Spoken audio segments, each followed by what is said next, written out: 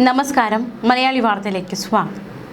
മുഖ്യമന്ത്രി പ്രസംഗിച്ചുകൊണ്ടിരിക്കവേ സദസ്സിൽ നിന്നും ഒരു ചോദ്യം, എനിക്ക് ഒരു ചോദ്യം ചോദിക്കാനുണ്ട് എന്ന് പറഞ്ഞ ആളോട് മുഖ്യമന്ത്രിയുടെ മറുപടി അത് വീട്ടിൽ പോയി ചോദിച്ചാൽ മതിയെന്ന്. മുഖ്യമന്ത്രി പിണറായി വിജയൻ്റെ ഈ വാചകങ്ങൾ അല്ലെങ്കിൽ ഈ മറുപടിയും വിവാദമായിരിക്കുകയാണ്. പത്തനംതിട്ടയിലെ കോന്നിയിൽ നടന്ന LDF നിയോജക മണ്ഡലം കൺവെൻഷനിലായിരുന്നു നാടകീയമായ സംഭവവികാസങ്ങൾ. മുഖ്യമന്ത്രി കൺവെൻഷനിൽ സംസാരിച്ചുകൊണ്ടിരിക്കെയാണ് സദസ്സിൽ നിന്ന് ഒരു ചോദ്യം എന്ന് പറഞ്ഞ് പ്രവർത്തകരിൽ ഒരാൾ ചോദ്യം ചോദിക്കാൻ ഒരുങ്ങിയത്. എന്നാൽ തൊട്ട് പിന്നാലെ തന്നെ മുഖ്യമന്ത്രി കടുത്ത രീതിയിൽ അദ്ദേഹത്തിൻ്റെ പതിവ് ശൈലിയിൽ അത് വീട്ടിൽ പോയി ചോദിച്ചാൽ മതി എന്ന് മറുപടി പറയുകയായിരുന്നു.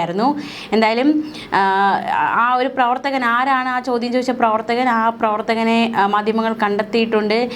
താൻ ഉമ്മൻചാണ്ടിയോടും ഇത്തരത്തിലൊരു ചോദ്യം ചോദിക്കാനുണ്ടെന്ന് പറഞ്ഞ് ചോദ്യം ചോദിച്ചിട്ടുള്ള വ്യക്തിയാണ് എന്നായിരുന്നു അദ്ദേഹത്തിൻ്റെ മറുപടി. എന്തായാലും കോന്നി സ്വദേശി ദാസ് പി ജോർജ് എന്ന വ്യക്തിയാണ് മുഖ്യമന്ത്രിയോട് ഈ ചോദ്യം ചോദിച്ചത്. ഉദ്ഘാടന പ്രസംഗം പകുതിയിലായ സമയത്തായിരുന്നു ഈ പ്രവർത്തകൻ ഇത്തരത്തിലൊരു ചോദ്യം മുഖ്യമന്ത്രിയോട് ചോദിച്ചത്. പ്രസംഗത്തിനിടെ വലത്തേക്ക് നോക്കി മുഖ്യമന്ത്രി വീട്ടിൽ പോയി ചോദിച്ചാൽ മതിയെന്ന് മറുപടി നൽകുകയായിരുന്നു. അപ്പോൾ തന്നെ പോലീസ് എത്തി പ്രവർത്തകനെ വിളിച്ചു കൊണ്ടുപോയി. എന്തായാലും ദാസ് പി ജോർജ് പിന്നീട് മാധ്യമങ്ങളോട് പ്രതികരിച്ചത് താൻ ചോദിച്ച ചോദ്യം തെറ്റായിരുന്നു, അദ്ദേഹത്തിന് ചിലപ്പോൾ താൻ ചോദ്യം ചോദിച്ചപ്പോൾ പ്രസംഗം തടസ്സപ്പെടുന്നതായി തോന്നിയിട്ടിരിക്കാം, അതുകൊണ്ടായിരിക്കും അത്തരത്തിലൊരു മറുപടി നൽകിയത്. എന്തായാലും താൻ ചോദിച്ചത് അസമയത്തായിപ്പോയി, അല്ലെങ്കിൽ താൻ ചോദിച്ച ചോദ്യം തെറ്റാണ്, അല്ലെങ്കിൽ തന്നെ ആ സമയത്തായിരുന്നില്ല താൻ ചോദ്യം ചോദിക്കേണ്ടിയിരുന്നത്, തെറ്റ് തൻ്റെ ഭാഗത്ത് നിന്നാണ് ദാസ് പി ജോർജ് വ്യക്തമാക്കിയിരിക്കുന്നത്. അതായത് അദ്ദേഹം ചോദിക്കാൻ ഉദ്ദേശിച്ച ചോദ്യം ഇതാണ്: ഈ ഒരു അധികാരത്തിൽ വന്നാൽ കിഫ്ബി ഫണ്ട് ഉപയോഗിച്ച്, അല്ലെങ്കിൽ ഈ കേന്ദ്ര സർക്കാർ ഫണ്ടൊക്കെ തടഞ്ഞു വെച്ചിരിക്കുകയാണ്, അപ്പോൾ മുന്നോട്ടുള്ള പോക്കിന് എങ്ങനെയാണ് ഫണ്ട് കണ്ടെത്തുക എന്നൊരു ചോദ്യമാണ് തനിക്ക് ചോദിക്കാൻ ഉണ്ടായിരുന്നത്. എന്തായാലും താൻ ചോദിക്കാൻ അനുവദിച്ചില്ല മുഖ്യമന്ത്രി. എന്തായാലും ആ ചോദ്യം താൻ ചോദിച്ചതേ തെറ്റായിരുന്നു എന്നാണ് ദാസ് പി ജോർജ് നൽകിയിരിക്കുന്ന വിശദീകരണം. എന്തായാലും മുഖ്യമന്ത്രിയുടെ ഈ മറുപടി നമുക്കറിയാം, അദ്ദേഹം സാധാരണ പലയിടങ്ങളിലും ഇത്തരത്തിൽ കർക്കശത്തോടെ സംസാരിക്കാറുണ്ട്, അദ്ദേഹം വളരെ കോപത്തോടെ സംസാരിക്കാറുണ്ട്. അത്തരത്തിലൊരു സംഭവമായി കോന്നിയിലെ തിരഞ്ഞെടുപ്പ് കൺവെൻഷനിലെ ഈ സംഭവം മാറിയിരിക്കുകയാണ്. കേരളത്തിലെ അടിസ്ഥാന സൗകര്യ വികസനങ്ങളെ കുറിച്ചായിരുന്നു മുഖ്യമന്ത്രി സംസാരിച്ചത്. അതിനിടയിലാണ് സദസ്സിൽ നിന്നും ഒരു ചോദ്യമുണ്ട് എന്ന്, തനിക്കൊരു ചോദ്യം ചോദിക്കാനുണ്ട് എന്ന് ആവശ്യം വരുന്നത്.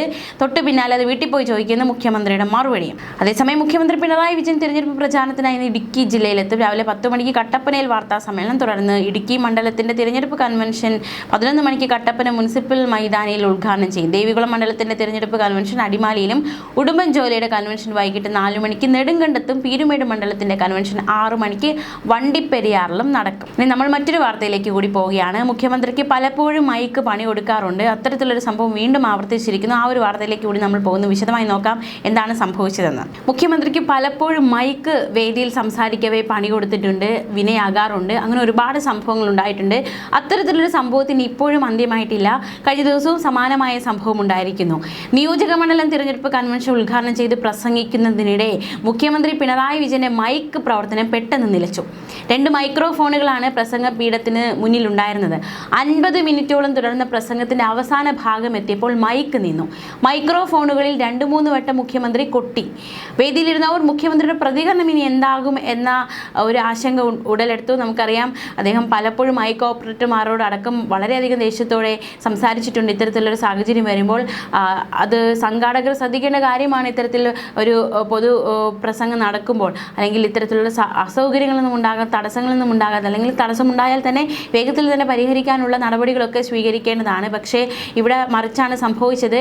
എന്തായാലും അദ്ദേഹം എന്ത് പ്രതികരിക്കും, എന്ത് മറുപടി പറയുമെന്നൊരു ആശങ്കയൊക്കെ ഉടലെടുത്തിരുന്നു.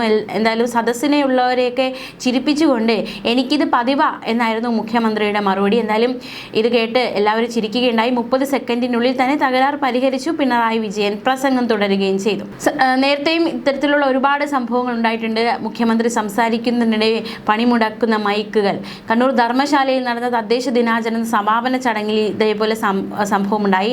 മൈക്കിൽ തടസ്സം നേരിട്ടു. ഇതോടെ താനുണ്ടാകുമ്പോൾ മൈക്ക് കളിക്കുന്ന കളിയാണെന്ന് മുഖ്യമന്ത്രി തമാശയിൽ പറഞ്ഞിരുന്നു. മാത്രമല്ല, നേരത്തെ KPCC സംഘടിപ്പിച്ച ഉമ്മൻചാണ്ടി അനുസ്മരണത്തിൽ മുഖ്യമന്ത്രി പ്രസംഗിക്കുമ്പോൾ മൈക്കിൽ ഹൗളിംഗ് ഉണ്ടായ സംഭവത്തിൽ പോലീസ് കേസെടുത്തു. അത് വലിയ വിവാദമായിരുന്നു. വിവാദമായതാണ്. പിന്നീട് മുഖ്യമന്ത്രി നേരിട്ട് ഇടപെട്ട് കേസ് വേണ്ടെന്ന് പോലീസിന് നിർദ്ദേശം നൽകി. കഴിഞ്ഞ ഒക്ടോബറിൽ മന്ത്രിസഭാ യോഗത്തിന് ശേഷം തിരുവനന്തപുരത്ത് മാധ്യമങ്ങളെ കാണുന്നതിനിടെയും മുഖ്യമന്ത്രിയെ മൈക്ക് ചതിച്ചിരുന്നു. മന്ത്രിസഭാ യോഗ തീരുമാനങ്ങൾ വിശദീകരിച്ച് തുടങ്ങുന്നതിനിടെയായിരുന്നു സംഭവം. ഞാൻ വന്നിരുന്നിട്ട് ഓഡിയോ നോക്കിയാൽ എങ്ങനെയിരിക്കും, മൈക്കിന് എന്നോട് എപ്പോഴും ഇങ്ങനെയാണ്, അപ്പോൾ നിങ്ങൾക്കൊരു വാർത്തയായല്ലോ എന്നായിരുന്നു അന്നത്തെ മുഖ്യമന്ത്രിയുടെ പ്രതികരണം. പുനലൂരിലും സംഭവിച്ചു. പുനലൂരിൽ CPM ഏരിയ കമ്മിറ്റി ഓഫീസിന്റെ ഉദ്ഘാടന പ്രസംഗം തുടങ്ങിയപ്പോൾ മൈക്ക് തകരാറിലായി. ഏരിയ കമ്മിറ്റി ഓഫീസിന് VS അച്യുതാനന്ദന്റെ പേര് നൽകിയത് എല്ലാ അർത്ഥത്തിലും ഔചിത്യപൂർണ്ണമായ നടപടിയാണെന്നും VS ഭവന്റെ ഔപചാരിക ഉദ്ഘാടനം എല്ലാവരുടെയും അനുമതിയോടെ നിർവഹിച്ചതായി ആദ്യമായി എന്ന് പറഞ്ഞപ്പോഴേക്കുമാണ് പണികിട്ടിയത്. മൈക്ക് തകരാറിലാകുന്ന സാഹചര്യമുണ്ടായി. മുഖ്യമന്ത്രി അന്നും ദേഷ്യപ്പെട്ടില്ല. സംസാരിക്കുന്നത് കട്ടാകുന്നതായി മൈക്കുകാരനെ ശ്രദ്ധിക്കണമെന്നും ക്ഷുഭിതനാകാതെ മുഖ്യമന്ത്രി പറഞ്ഞു. മൈക്കുകാരൻ എന്ന് പറഞ്ഞപ്പോൾ മൈക്ക് ഇല്ല, കാരനേ ഉള്ളൂ എന്ന് ചെറുചിരിയോടെ ഒരു തമാശയും. ഉടൻ തന്നെ സൗണ്ട് സിസ്റ്റത്തിന്റെ ആളെത്തി തകരാറുള്ള മൈക്ക് മാറ്റി പുതിയത് സംഘടിപ്പിച്ചു. മുഖ്യമന്ത്രി പ്രസംഗം തുടർന്നു. മാത്രമല്ല, കോട്ടയത്തെ തലയോലപ്പറമ്പിലെ LDF സ്ഥാനാർത്ഥി തോമസ് ചാഴിക്കാന്റെ പ്രചാരണ പരിപാടിക്കിടെ മൈക്ക് പണിമുടക്കി. മുഖ്യമന്ത്രി സംസാരിക്കുന്നതിനിടെ മൈക്ക് ഒടിഞ്ഞു വീണു. പിന്നാലെ VN വാസവൻ, ജോസ് കെ മാണി തുടങ്ങിയ നേതാക്കൾ ഓടിയെത്തി മൈക്കിന്റെ തകരാർ പരിഹരിക്കാൻ ശ്രമം നടത്തി. മാത്രമല്ല, അപ്പോഴും യാതൊരു പ്രകോപനവും ഇല്ലാതെ ചിരിച്ചുകൊണ്ട് തന്നെയാണ് മുഖ്യമന്ത്രി സംഭവത്തെ നേരിട്ടത്. തുടർന്ന് തടസ്സം പരിഹരിക്കാനായി 10 മിനിറ്റോളം മുഖ്യമന്ത്രി കാത്തുനിന്നു. ഇതിനുശേഷം വേദിയിൽ പ്രസംഗം തുടരുന്നതിനിടെയാണ് അടുത്ത പ്രശ്നം ഉയർന്നത്. ഇവിടെ വേദിക്ക് താഴെ സ്ഥാപിച്ചിരുന്ന മൈക്ക് സെറ്റിൽ നിന്ന് പുക ഉയർന്നു. ഷോർട്ട് സർക്യൂട്ട് കാരണമായിരുന്നു സൗണ്ട് ആംപ്ലിഫയറിൽ നിന്ന് പുക ഉയർന്നത്. ഇതോടെ വേദിക്ക് സമീപം ഇരുന്നവർ പരിഭ്രാന്തരായി. വൈകാതെ ഈ പ്രശ്നവും പരിഹരിച്ച ശേഷമാണ് മുഖ്യമന്ത്രി പ്രസംഗം തുടർന്നത്. നേരത്തെ ഉമ്മൻചാണ്ടിയുടെ അനുസ്മരണ പരിപാടിയിൽ പിണറായി വിജയൻ സംസാരിക്കുമ്പോൾ മൈക്ക് തകരാറിലായി. പിന്നാലെ പോലീസ് ഇതിന്റെ ഉടമയ്ക്കെതിരെ കേസെടുത്തത് വലിയ വിവാദമായ സംഭവമാണ്. നമുക്കറിയാതെ അന്ന് വലിയ രീതിയിൽ വിവാദമായി. പിന്നീട് മുഖ്യമന്ത്രി നേരിട്ട് ഇടപെട്ട് പ്രശ്നം പരിഹരിക്കുകയുണ്ടായി. ഇതിന് പിന്നാലെ വീണ്ടും സമാന സംഭവങ്ങൾ ആവർത്തിക്കുകയാണ്. ബോധപൂർവ്വം പൊതുസുരക്ഷയെ ബാധിക്കുന്ന വിധം പ്രവർത്തിക്കുന്നതിനെതിരെ ചുമത്തുന്ന 118 വകുപ്പ് ചേർത്തിയായിരുന്നു വട്ടിയൂർക്കാവ് പോലീസ് കേസെടുത്തത്. പോലീസ് നടപടി പ്രതിപക്ഷത്തിന്റെ ഉൾപ്പെടെ കടുത്ത പരിഹാസത്തിനിടയാക്കിയിരുന്നു. മൈക്ക് സെറ്റ് ഉൾപ്പെടെ കസ്റ്റഡിയിലെടുത്തതും വലിയ വിവാദമായിരുന്നു. സർക്കാരിന്റെ 4ാം വാർഷികത്തോടനുബന്ധിച്ച് വിവിധ മേഖലയിലുള്ളവരുമായി പാലക്കാട് നടത്തിയ ചർച്ചയ്ക്കിടെയും മൈക്ക് തകരാറ് സംഭവിച്ചു. മന്ത്രി K കൃഷ്ണൻകുട്ടിയുടെ അധ്യക്ഷ പ്രസംഗത്തിന് പിന്നാലെ മൈക്ക് തകരാറിലായി. ഓപ്പറേറ്റർ കഴിയുന്നത്ര വേഗത്തിൽ മൈക്ക് ശരിയാക്കാനുള്ള ശ്രമത്തിലായിരുന്നു. മുഖ്യമന്ത്രിയുടെ പേഴ്സണൽ അസിസ്റ്റന്റ് ഓപ്പറേറ്ററെ സഹായിക്കാൻ കൂടി. ഒടുവിൽ മൈക്ക് ശരിയായി എന്നറിഞ്ഞപ്പോൾ സംഘാടകരും ഓപ്പറേറ്ററും ഒക്കെ ഒരുപോലെ ആശ്വാസമായി.